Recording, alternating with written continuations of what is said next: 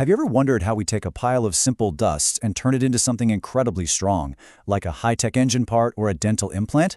Well, the secret is a wild process called sintering, and today we're going to break down exactly how that magic happens. So really think about it.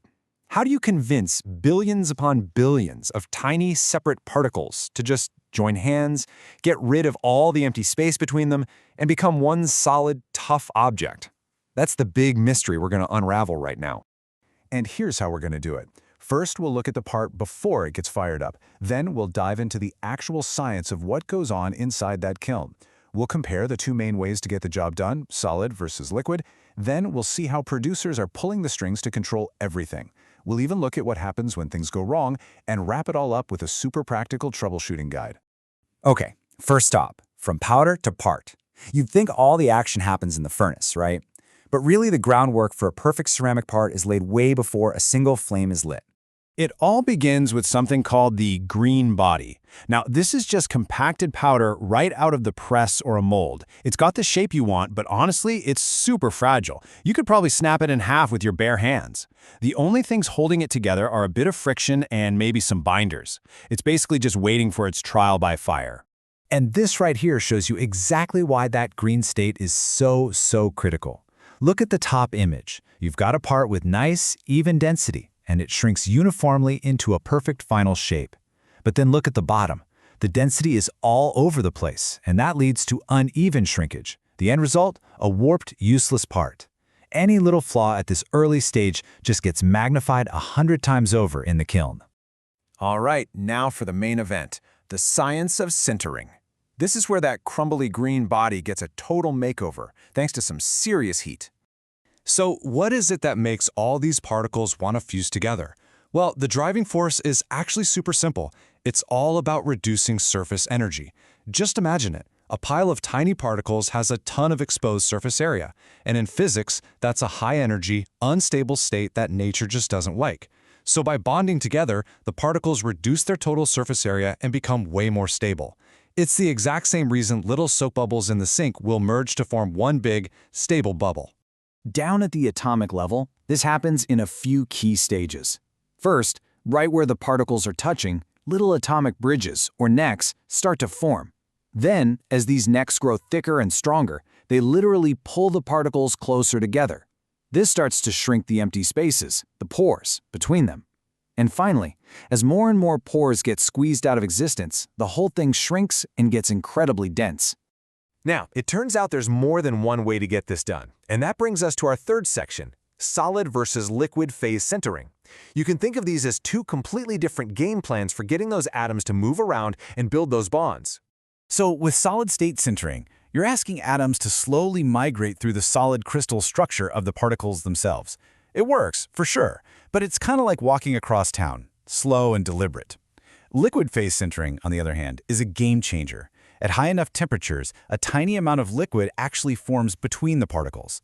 This liquid is like a high-speed shuttle service, dissolving atoms from some particles and zipping them over to others. It just dramatically speeds up the whole densification process. And liquid phase sintering is an absolute powerhouse, especially for things like porcelain tiles that you want to be super glassy and non-porous. It works in three distinct stages. First, that liquid acts like a lubricant, helping the particles just slide into a much tighter arrangement.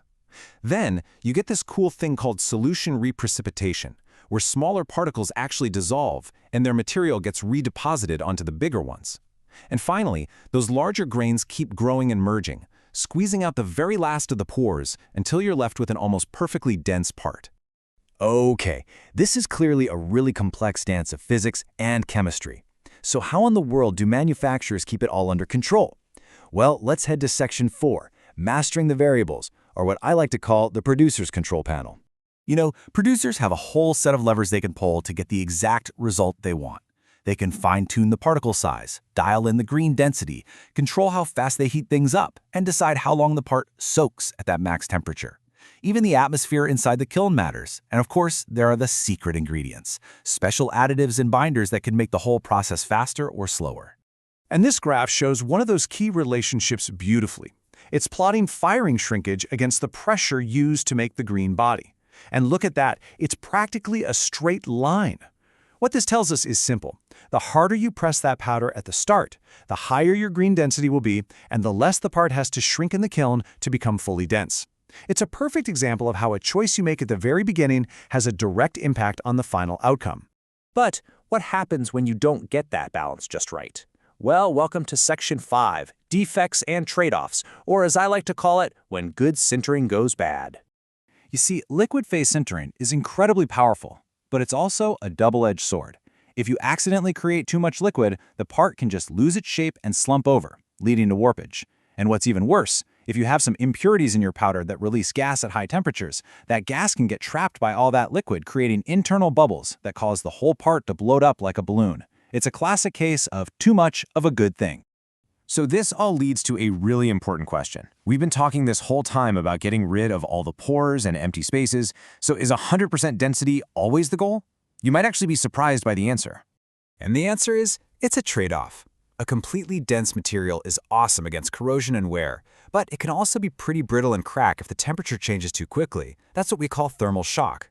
So sometimes engineers will intentionally leave a tiny bit of porosity in the final part. Those little pores act like microscopic shock absorbers, stopping tiny cracks in their tracks. So yeah, you might sacrifice a little bit of mechanical strength, but you gain a ton of thermal shock resistance. Denser isn't always better. It completely depends on what the part needs to do. Okay, let's wrap this all up by putting it into a practical tool. For our last section, here is a simple troubleshooting guide. Think of it as a producer's handbook for figuring out what went wrong. This little chart basically distills everything we've been talking about. Let's say your final part is weak and it's absorbing a lot of water. That means it's porous. What are the likely culprits? Well, you probably underfired it, either not hot enough or not long enough. Or maybe you didn't have enough additives to create that crucial liquid phase. Or it could go all the way back to the beginning, a poorly packed green body. Now on the flip side, if your part is all warped and distorted, you probably created way too much liquid, had uneven heating in your kiln, or started with that lumpy, non-uniform green body we saw earlier. See? It's all connected. So there you have it. From a simple pile of powder to a high-performance solid, sintering is this incredible process of controlled transformation.